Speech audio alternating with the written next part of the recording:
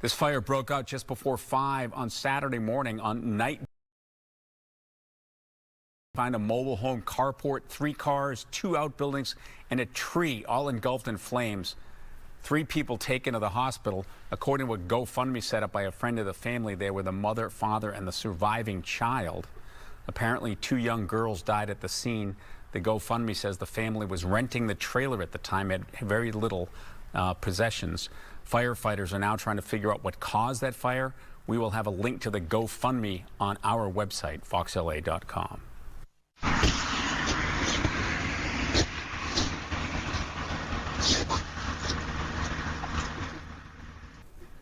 East Long Beach residents frustrated by vandals who are destroying Christmas inflatables and other holiday decor. The acts caught on home security cameras. Fox 11's Rachel Aragon is live near East Willow Street there with why residents believe the suspects continue to target homes in that area. Rachel?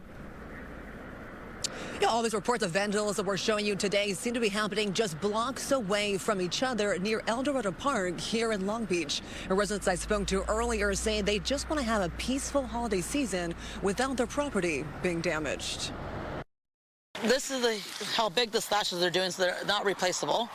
And then they actually cut it with their knife that they had. Kat Villarreal says she was shocked to come home a few nights ago and see each of her Christmas inflatables not only deflated, but also punctured. My husky passed away, and I've been having this one with me for the last 3 years because she's been passed away 3 years, and they stabbed her. Kat says it's not just her house that's been targeted lately by what appears to be 2 kids or teenagers on the naughty list this year. Ring camera video shows them riding around on what neighbors say looks like a red e-bike slashing inflatables. In this video of another neighbor's home just a few blocks away from Kat's house, you can see the suspect first slitting a polar bear, then walking over to Papa Santa, and then finally stabbing a dinosaur, which is then dragged on the ground. Kat says residents have had enough. My day was ruined the next morning. I was really upset because how can some kids, they're young kids, you can tell they're kids, going around, popping all these and laughing and just think it's really funny, and it's not funny, it's hurtful. Kat says she and her partner have already filed a police report. The whole neighborhood, it's really sad. It was really, really sad. While residents want the suspects to be stopped, they also want the suspects to know how much time, money, and energy residents put into spreading a little holiday cheer in their own neighborhood. The kids love walking around this corner and seeing all the decorations. I felt sad. I want them back up. Everyone loves them, but I think that I'm gonna replace them. I mean, it's not cheap. And we did reach out, of course, to Long Beach Police about all of this. They did respond to us earlier, saying they received a call for service for increased patrols in this area on December 20th. They also add to us saying that there was a report of juveniles in the area. They said we were unable to locate any reports of vandalism or theft. But again, as you're seeing from that story right there, it seems like multiple people are reporting this kind of vandalism in this area. And many of these residents are stressing if you own a home, you know how much time and energy goes into, of course, putting up any Christmas decor. Reporting live in Long Beach tonight, I'm Rachel Aragon. I'll send it back to you. So how wide an area was this? Or were they targeting specific homes in a neighborhood, or was it in several different areas?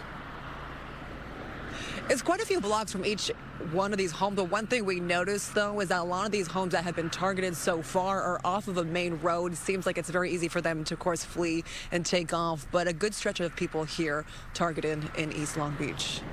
All right, Rachel, thanks for that update. Developing tonight, a 19-year-old man is dead after a drive-by shooting. This happened in South Whittier. Skyfox overhead on Mills Ave near Mulberry. Authorities say the victim and 2 juveniles were walking last night. Someone in a passing car just opened fire. Investigators say they believe the shooting was gang-related. Well, no one won the Powerball last night, but one lucky person in Oxnard did match all 5 numbers without the Powerball. The ticket was sold at Wright's Market, that's on Ventura Boulevard. It's worth $2.3 million. The next Powerball is tomorrow night. It's an estimated $1.6 billion, which would be the 5th largest lottery jackpot in U.S. history. Of course, after taxes, the lump sum payment would only be like $300 million. All right, developing tonight, a photo of President Trump included in the Epstein files has been restored to the Department of Justice website after being taken down just yesterday. The photos show an open drawer with pictures inside, including one with President Trump alongside Epstein, First Lady Melania Trump, and Ghislaine Maxwell. The DOJ says New York federal officials flagged the picture for further action to protect victims, but it was later determined that no victims were in that photo. Congress has gone home for the rest of the year after a deadlock on expiring health care subsidies. That means millions will see a big jump in premiums starting New Year's Day. Fox's Chad Pergram explains. Lawmakers aren't passing out presents at the holidays. They're handing out blame. Because of Republicans, it is now impossible, sadly, to prevent people from having to pay hundreds, if not thousands, more on their premiums next year. It's going to start January 1st. The Democrats do not want a solution. They want a campaign talking points. But Democrats say Republicans abandoned the Capitol for Christmas and New Year's without even voting on a subsidy extension. House Republicans have chosen to get out of town before sundown. And that's a shame.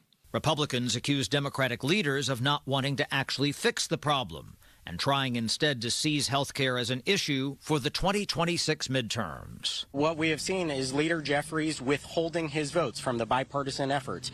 He actually held his members back. In their quest to renew Obamacare tax credits, Democrats wouldn't fund the government this fall. Another shutdown deadline looms in late January. Do you think Democrats should run the same play on health care as they did in the fall as it pertains to government funding? If something isn't worked out, you don't think so? I don't. And why is that? Why do you not? It's a different time frame. You got it on the agenda. You didn't compel action. Well, that's true. No, there's a failure. Lawmakers believe there's a path for a bipartisan compromise in 2026. They want to extend a program that's fatally flawed. All the money goes to insurance companies. If you want to fight over health care, great. If you want to solve health care, that's even better. I think there's a deal to be had. 4 House GOP moderates sided with Democrats to force a January vote renewing the subsidies. But a House vote does not mean passage, and it still does not guarantee success in the Senate. On Capitol Hill, Chad Pergram, Fox News. All right, more to come in the 5 o'clock hour. A really somber gathering down under 1 week after a terrible shooting targeting Jews celebrating the first day of Hanukkah.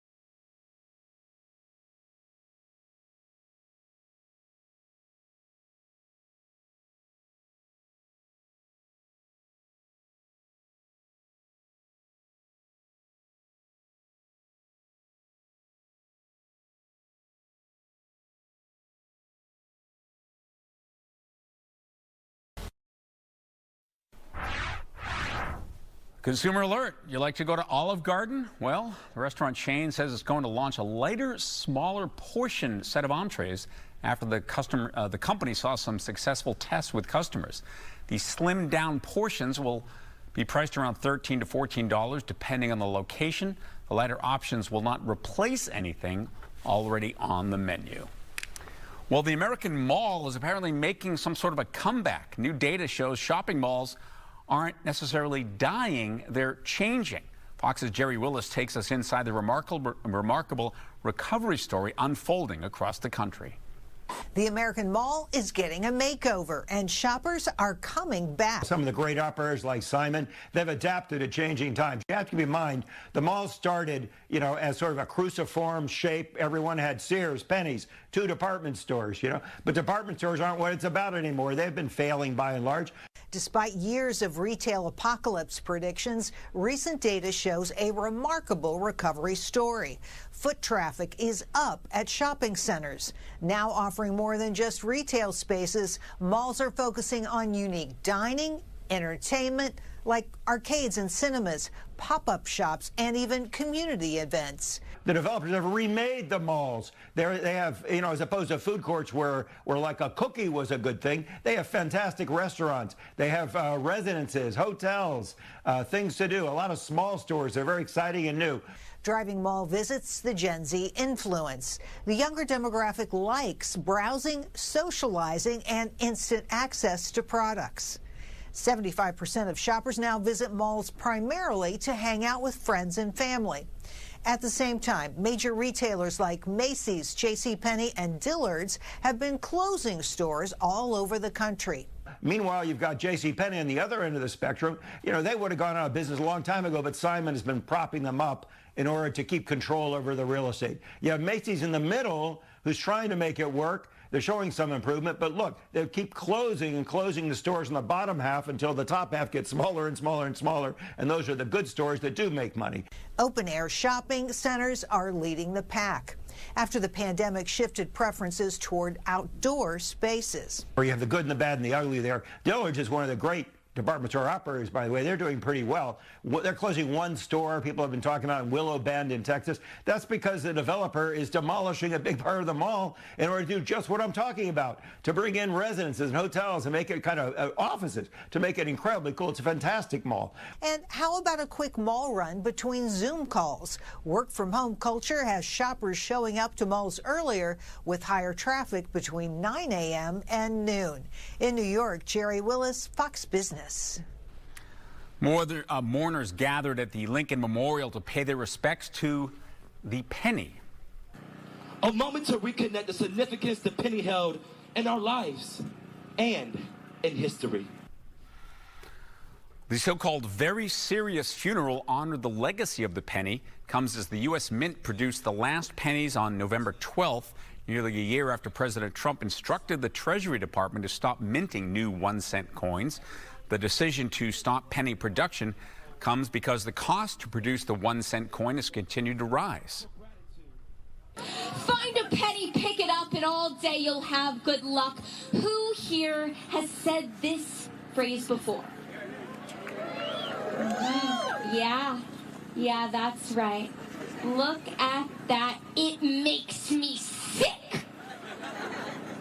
The penny poured out all of its good luck for us and saved none for itself. If only the penny could have picked up another penny for good luck. A penny for a penny. Okay, pennies will remain legal tender, but they will gradually be removed from circulation. When you think of plastic surgery here in Southern California, you might think about Hollywood makeovers, but one LA surgeon is using his skills to transform lives in a very different way. Fox 11's Araxia Karapetian takes a closer look.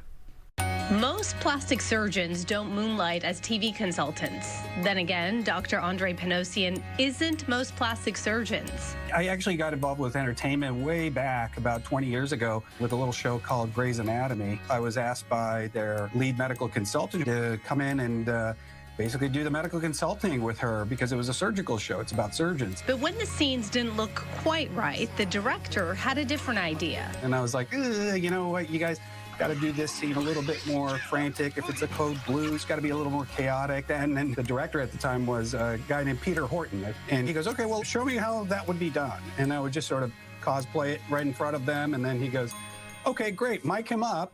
And then put him in the scene. My name is Dr. Andre Panosian, and I'm a board-certified plastic surgeon. That Hollywood experience came full circle this fall when Dr. Panosian became the star of TLC's new series About Face, tackling some of the most challenging reconstructive cases on television. It was sort of going back to the real reason why plastic surgery exists. It's not the cosmetic stuff. It was really all about reconstruction. Okay. That reconstructive mission drives Dr. Panosian's work with the nonprofit Mending Kids, where he volunteers his skills both locally and abroad. I've been to Haiti maybe about 12 times, been to South America a bunch of times, Southeast Asia, Africa. I've operated all over the world. Every fall, he travels to Armenia, operating on children who can't get these complex procedures anywhere else. In Armenia, we did things like cleft lip and palate surgery, reconstructions. We also do facial reanimation surgery for facial paralysis. People who were born without the facial nerve, which controls your muscles of facial expression. And now through Mending Kids' hometown missions right here in Los Angeles, he helps kids who've fallen through the cracks of our healthcare system. Those kids who are sort of lost from the insurance system, they don't have coverage. And it would be one day here in Los Angeles at a surgery center, and we would just line up maybe 30, 40 kids, and we would just do all their surgeries between myself and the other doctors. After nearly 20 years as a plastic surgeon, Dr. Panosian says it's not about the gratitude, though that's universal. It's about something deeper. I really believe that plastic surgery is a skill that will change people's lives as opposed to sort of enhancing their looks, for example. I do that as well, but obviously that's not the drive within my practice. It's almost spiritual in a way to be able to offer these types of reconstructions to people. It's the knowledge that you've done something good in this world before you go.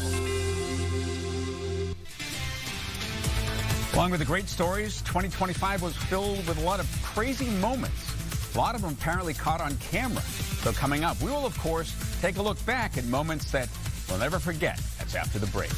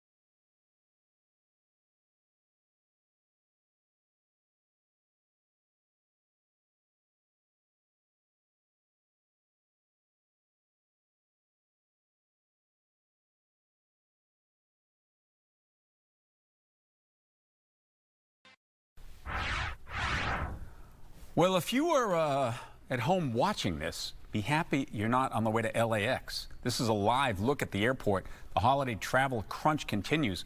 Right now, it looks like traffic is flowing fairly well. That has not been the case most of the evening. AAA says about 120 million of us will be either taken to the skies or the roads for the holidays. But for folks flying in here early next week, well, they're going to be met with a lot of rain, not a particularly inviting Christmas forecast. Meteorologist Star Harvey here with a look. Star. Fox 11 Weather is sponsored by Yamava Resort and Casino. Well, those rain chances that Phil is speaking of, we are expecting them to arrive for us as early as Tuesday, and some of us will see them lingering around until Friday and possibly even Saturday. So again, a live look outdoors at some dry conditions. This is a look out at the Long Beach region where we do have dry conditions. I went ahead and checked on the visibility. It has improved from yesterday around this time. We will see some of that fog settling back in, so we will bring up some visibility across the evening. Right now, most of our moisture still hugging Northern California. Our system set up to arrive for us, pushing in for the next 2 days. So we'll be dry the rest of this evening, but also to start our work week. We do have beautiful conditions out there. Our highs today for the LA area came in just slightly above their averages in the 70s. Here's a look at that visibility. So along the coast, Santa Monica, visibility under that 10-mile radius. This is going to be the case moving down through Long Beach, portions of Orange County, but also into Santa Ana. I do anticipate that this will not look like this moving into our later hours. Of course, in our 10 o'clock show, we'll check back in, and I do not anticipate that things will look better out there. Our visibility will have decreased. As far as our alerts go, we do have a flood watch that has been issued for the Los Angeles basin. It is going to include our valleys, the high deserts, our low deserts, the Inland Empire. This is as we do move into preparations for what's to come next week. Let's take a look at our temperatures right now. We are in the 50s as well as the 60s. Winds have been on the calmer side throughout this evening, 5 to about 10 miles per hour. Shifting gears into tonight, we will have 40s and 50s for our lows, and then we do head into the start of the week, and temperatures will continue to have that cooling trend. Along the coast, we'll see some 60s. For the LA area, we're expecting upper 60s as well. Inland Empire temperatures will have reached the 70s. Here's a look at our rain forecast. Moving into Tuesday, later in the day, I'd say the second half is when most of us will start to see the bulk of that moisture arriving. It's when we push also into Wednesday as well as Thursday. So Christmas Eve and Christmas Day, that our rain becomes more widespread across the area. Some of these showers do have the chance to move over into our Friday, and I do believe that Saturday will bring a chance for some few showers as well. Now, how much rainfall are we expecting to accumulate across the area? So across our valleys, but also our coast from Tuesday through at least Friday, our accumulations should range from 2 to 5 inches. We will have some of our foothills, but also some of our mountains that do see a lot more than that. We are talking 6+ inches of that rainfall. Into our mountains, we're expecting to see some snowfall. We're dry out there right now, but we will have some of that snowfall accumulating into our Sierra Nevadas. We are talking several feet. Of course, a little bit later this evening, I'll bring up some models to show you how bad it's looking and how much happiness it's going to bring some of our resorts. But we'll also have a look at that 7-day forecast. For now, Phil, back to you. All right, Star, thank you. As preparations continue for the Rose Parade, one float creating a bit of a controversy. We'll explain what that's about.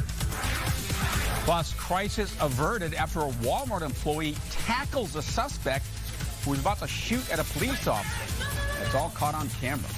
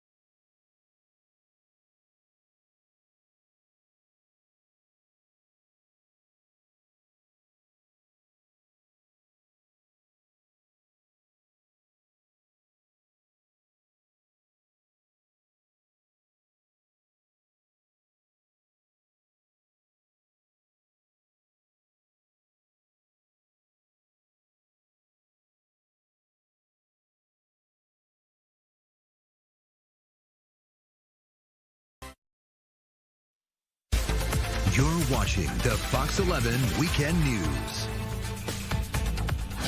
Thousands joined together and stood in unity at Bondi Beach in Australia today to remember the victims in the mass shooting that killed 15 people. A local rabbi lit a candle at 6:47 local time to remember the moment that shots first rang out. The attack is the worst mass shooting Australia has seen since 35 were killed in an incident in 1996. The alleged gunman, Naveed Akram, is still injured. He's in the hospital after being shot by police. You remember his father was also shot and killed. He died from those injuries.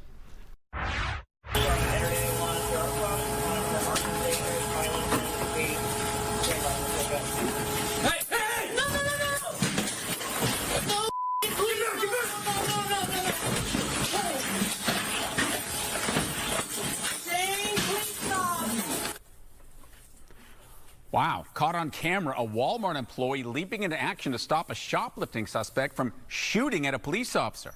Watch what had happened. This was in Canton, Ohio. Police body cam video showed two alleged shoplifting suspects in an office. The officer processing their info, and one of them just pulls out a gun and points it at the officer. He apparently pulled the trigger, but the gun jammed.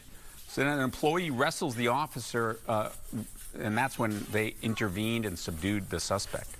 Police say he was charged with attempted murder, robbery, and other felonies. New Year's less than a week away, and while preparations are well underway for the annual Rose Parade, one float in particular is causing quite a stir. Fox 11's Gina Silva tells us why in a story you'll see only on Fox 11. This is the before. You'll see the after later.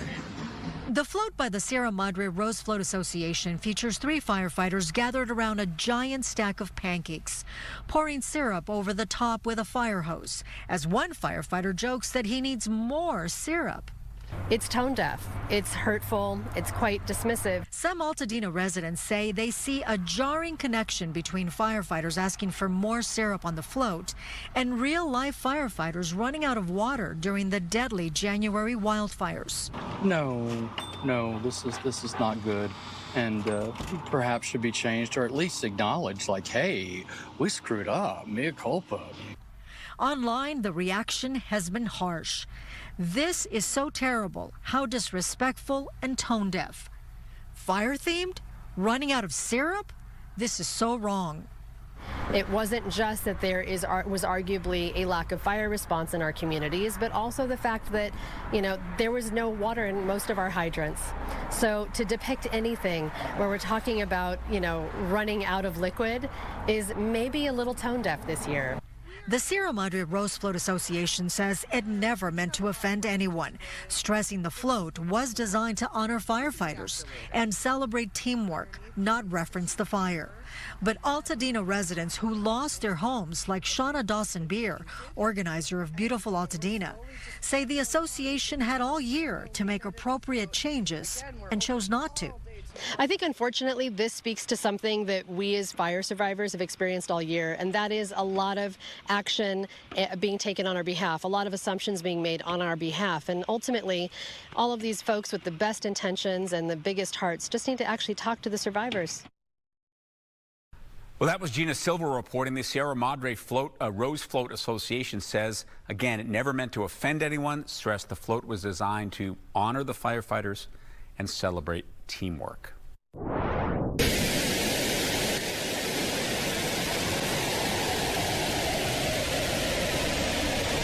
Welcome home, New Shepard booster. There it is. Capsule touchdown. A moment marked in history, paraplegic engineer Michaela Benthouse becoming the first wheelchair user ever to go to space. She was accompanied by a retired SpaceX executive who helped organize and sponsor her trip. She was severely injured in a mountain bike accident years ago. Says her accident canceled whatever hope she had of going to space until now. I think you should never give up on your dreams, right? But I mean, there's also sometimes just a low probability that it comes true. And I just got very lucky, and I'm very grateful that Blue and Hans and everyone said yes to this journey. Blue Origin says the 10-minute space flight only needed minor adjustments to accommodate Benthouse because the new capsule was designed with accessibility in mind. Year after year, people get caught on camera doing good things, bad things. Sometimes funny things, 2025 no exception. Fox's CB Cotton has all of those always interesting, always on the news at the end of the year, caught on camera highlights.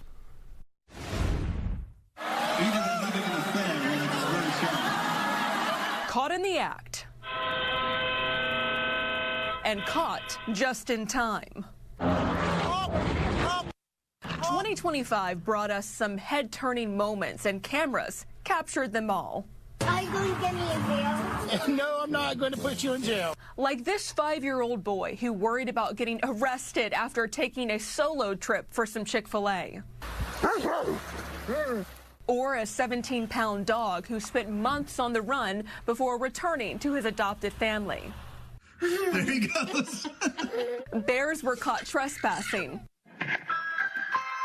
and playing ding-dong ditch, while a wild turkey caused a scene when it broke into a pharmacy, and a massive crocodile stopped people in their tracks as it crawled across the street.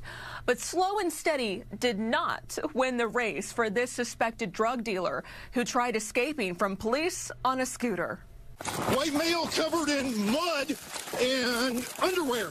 A Colorado man led officers on a foot chase in just his Speedo, while in Los Angeles, a suspect tried robbing a donut shop disguised in a bikini and sun hat. Oh, it's here.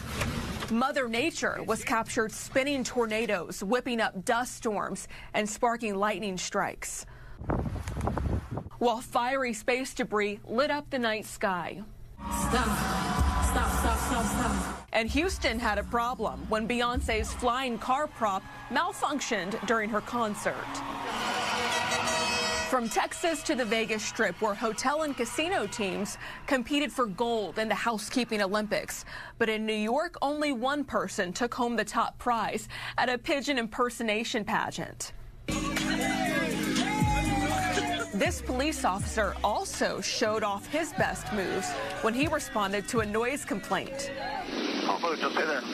First responders came to the rescue of this hiker stuck clinging to the side of a cliff, and a child who got stuck after climbing into a claw machine. I was just asking if you could time my time for me. Officers also stepped up to help this young man who wanted to make a good impression at his first job interview.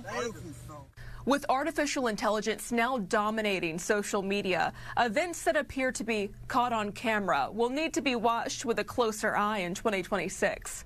In New York, CB Cotton, Fox News.